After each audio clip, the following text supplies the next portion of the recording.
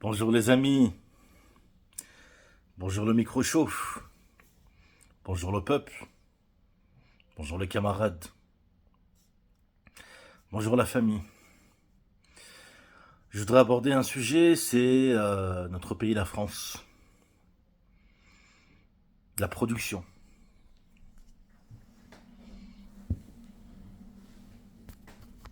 Quel est le vrai souci des Français?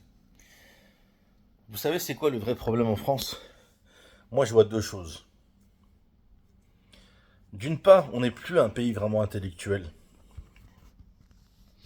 On n'est plus le pays des Lumières, le pays, comment dire, leader de manière intellectuelle, où il y a les meilleures idées intellectuelles. Euh, à un moment donné, durant le siècle des Lumières, durant le 19e siècle, le 20e siècle, la France était vue par les étrangers. Le français, c'était quelqu'un d'intelligent, c'était quelqu'un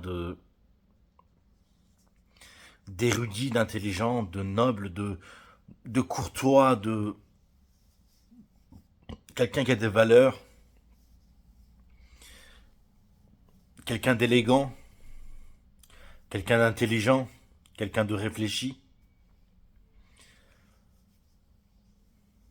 quelqu'un qui respecte les valeurs humaines,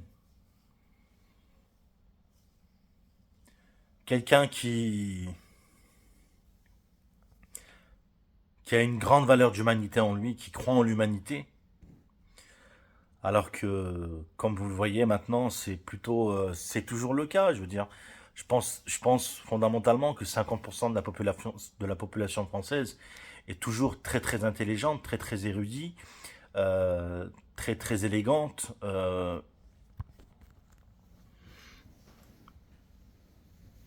On est toujours des lumières. On est des lumières du 21e siècle pour moi. Mais c'est pas ce que moi je dis qui compte, c'est l'opinion générale, c'est l'opinion mondiale. Euh, Premier sujet, c'est ça. Le premier aspect, c'est ça. C'est que on n'est plus, malheureusement, à plus de 50%, on n'est plus vu comme la source de l'intellect. On n'est plus le cerveau du monde. On a été souvent le cerveau du monde. L'Occident, la France, l'Allemagne, l'Espagne, l'Angleterre a été un cerveau pour le monde. Quand on voyait un Européen, on était ébloui, on était surpris par, comme je l'ai dit, par son élégance, par son intelligence, par son style vestimentaire. Qu'est-ce qu'il en reste aujourd'hui? C'est quoi l'Européen modèle aujourd'hui? C'est devenu quelqu'un de banal, de ringard. Voilà, c'est devenu quelqu'un de tout à fait banal. C'était le premier aspect. Le deuxième aspect, c'est la production. Regardez, chez moi, je donne un exemple simple. Un exemple très très simple. Chez moi, il y a un fauteuil, il y a un canapé, il y a un bureau, il y a des chaises, il y a une... Dans le salon, il y a un meuble pour ranger les livres, il y a une table basse, j'ai tout ce qui est vêtements dans ma chambre, j'ai une télé, j'ai un meuble TV, j'ai mon lit, dans la cuisine, j'ai une, euh, une table à manger, des chaises, un meuble cuisine, euh, un évier, euh, une plaque électrique, un système de plaque électrique. Dans la salle de bain, j'ai un lavabo, j'ai une douche, j'ai les toilettes, j'ai une machine à laver, j'ai un lave-linge, donc une machine à laver, euh, un frigo. La question que je pose, c'est qu'est-ce que j'ai produit de tout ce que je viens de citer là? Qu'est-ce que j'ai produit? Je donne un exemple simple. Ça, je l'ai produit? Non. Ce t-shirt que j'ai sur moi, je l'ai produit? Non. Le problème du français, c'est qu'il produit rien. On ne produit rien. 80%, 90% de la population ne font que redistribuer et consommer. Comme dans une fourmilière, on participe à l'économie, je suis d'accord. On met tous notre grain de sel, on a tous une contribution à l'économie, une participation, de par les métiers qu'il y a dans la société, des métiers comme comptable, comme avocat, comme plombier, comme électricien, comme maçon, facteur, autant de métiers respectables, mais où il n'y a pas vraiment, où c'est une contribution, euh, c'est c'est un élément participatif à un produit final, à un produit qui sera final s'il l'est. euh, Même en usine, même les gens qui travaillent en usine ne fabriquent pas complètement quelque chose. Je redonne l'exemple de ma maison, les amis. Je n'ai rien fabriqué avec ma main et mon esprit de ce qu'il y a chez moi. Et c'est ça le problème. C'est que peut-être que euh, 80% de ce qu'il y a en termes de biens chez moi provient de l'étranger. Vous voyez? 80% de ce qu'il y a chez moi, les meubles, les appareils électroménagers, mon lit, mes vêtements, mes chaussures, sont produits majoritairement soit en Asie, soit en Amérique.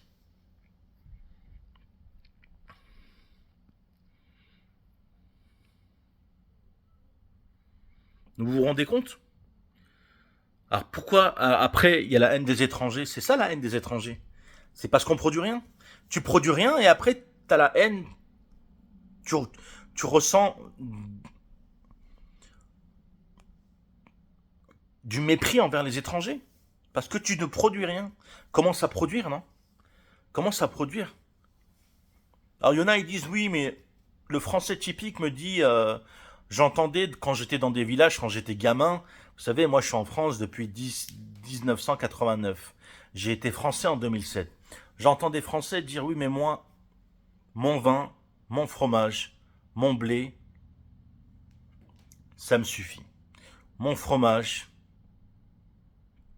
mon eau de source, mon fromage, mes fruits et légumes, mon blé, ça me suffit. Or, c'est pas vrai. C'est pas vrai parce que il y a une contradiction entre le fait de dire ça et le fait après la réalité de la société. Quand on va dans un supermarché, certes, il y a un rayon fruits et légumes, il y a un rayon produits laitiers, il y a un rayon boucherie, il y a un rayon vin. Ça représente quoi? Même pas 10% du supermarché. Et le reste, et tout le reste, dans un hypermarché, tout le reste, tous les produits électroménagers, tous les autres produits, 90% de ce qui reste dans l'hypermarché, ça vient d'où? Ça vient de l'étranger. Donc autrement dit, tu consommes 90% étrangers, mais 90% tu es contre les étrangers.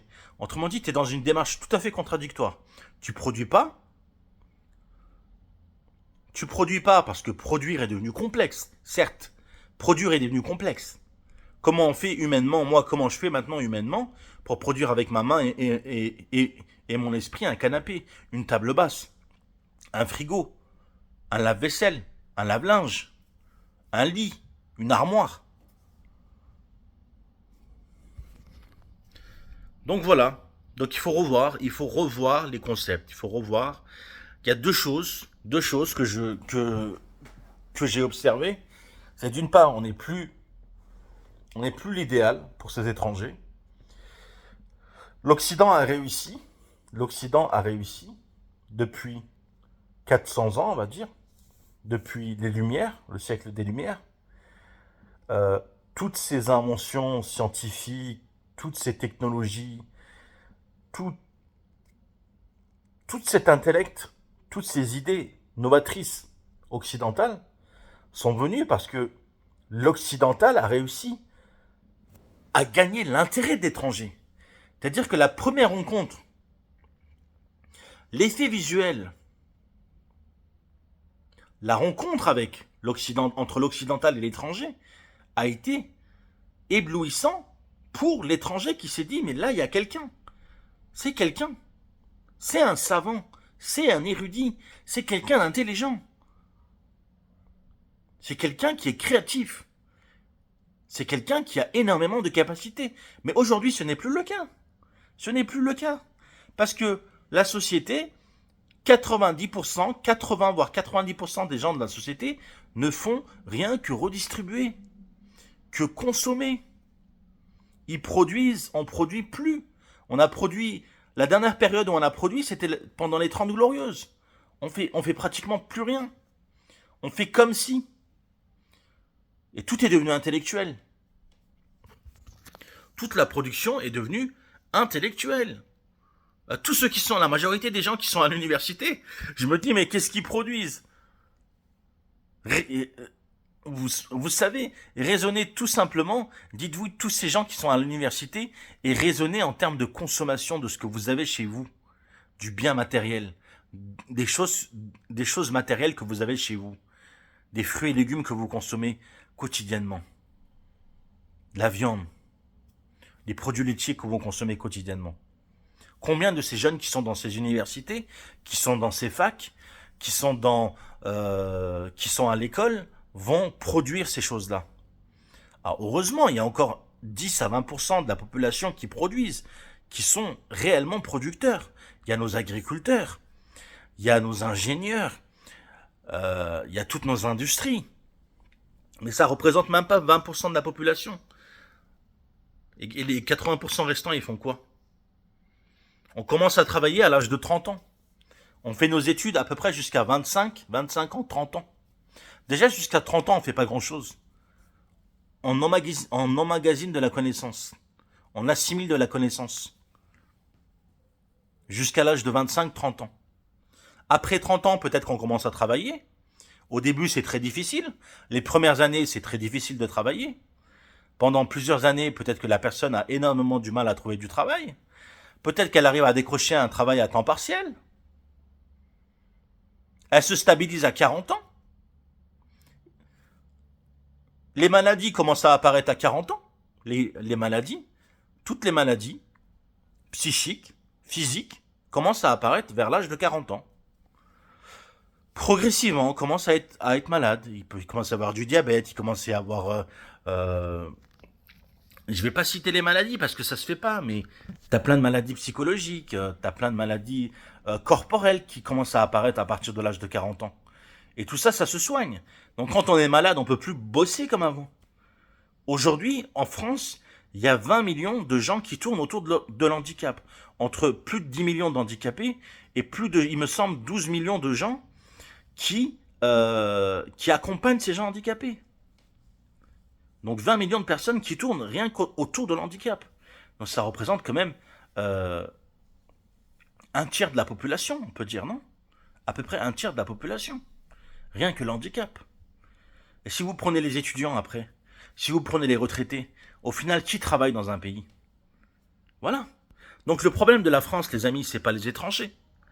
C'est pas les étrangers. C'est le français. Le français, le français typique, moi je suis français, il faut que je fasse pour moi.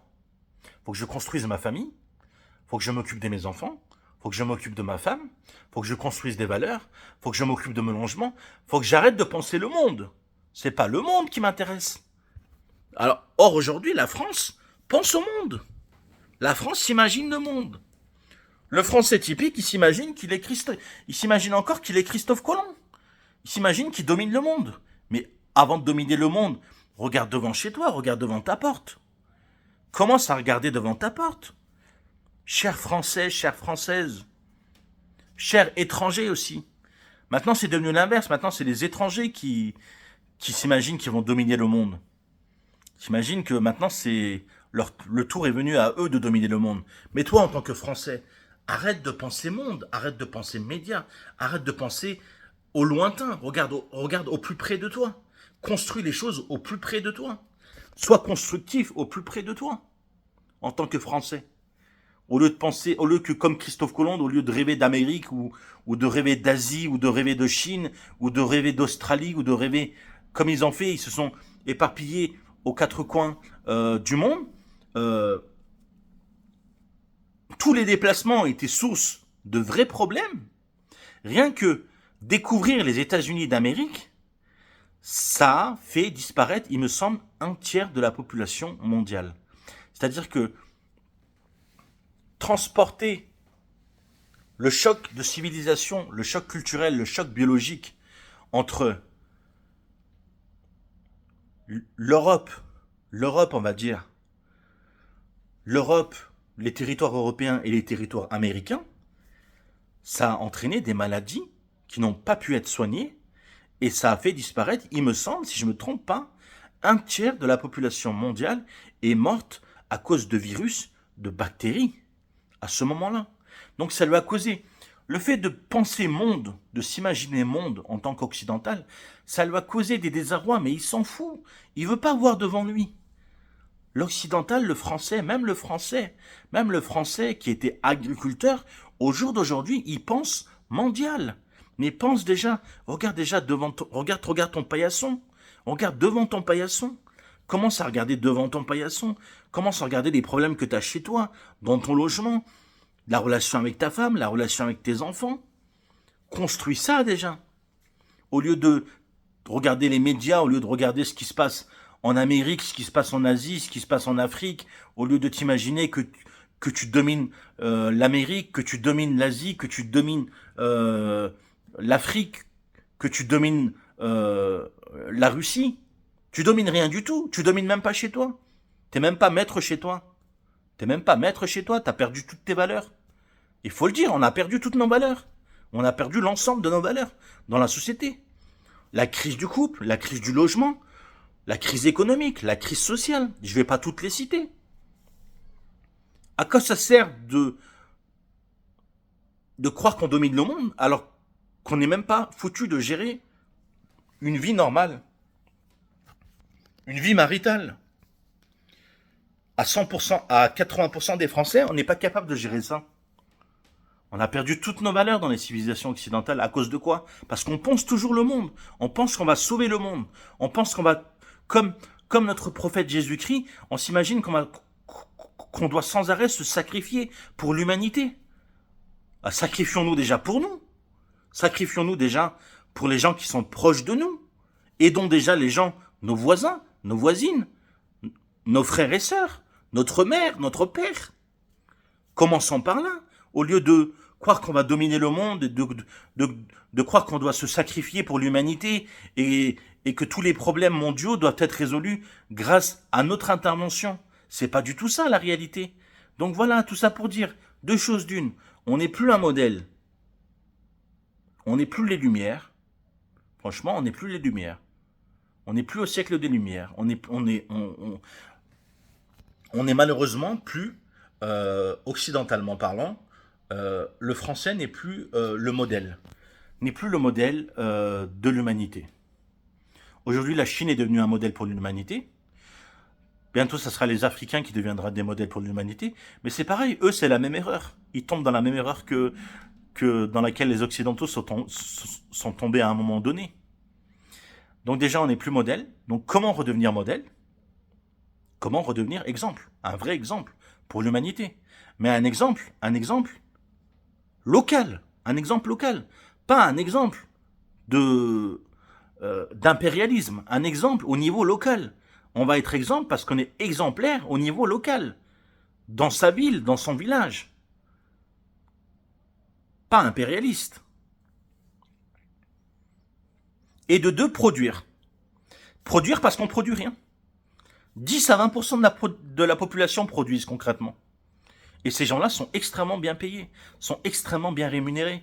La majorité sont millionnaires ou sont milliardaires.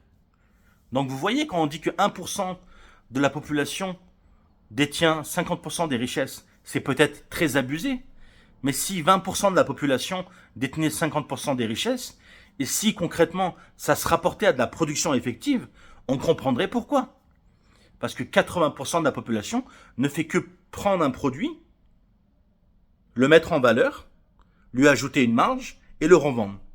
80% de la population fait ça. Donc avec ça, pour moi, c'est pas de l'économie, ça. Hein. L'économie, c'est de produire de son intellect, de son esprit et de sa main, de faire quelque chose, de produire quelque chose de matériel. C'est ça, produire. Prenez soin de vous. Prenez soin de vous, les amis. Je vous embrasse tous chaleureusement.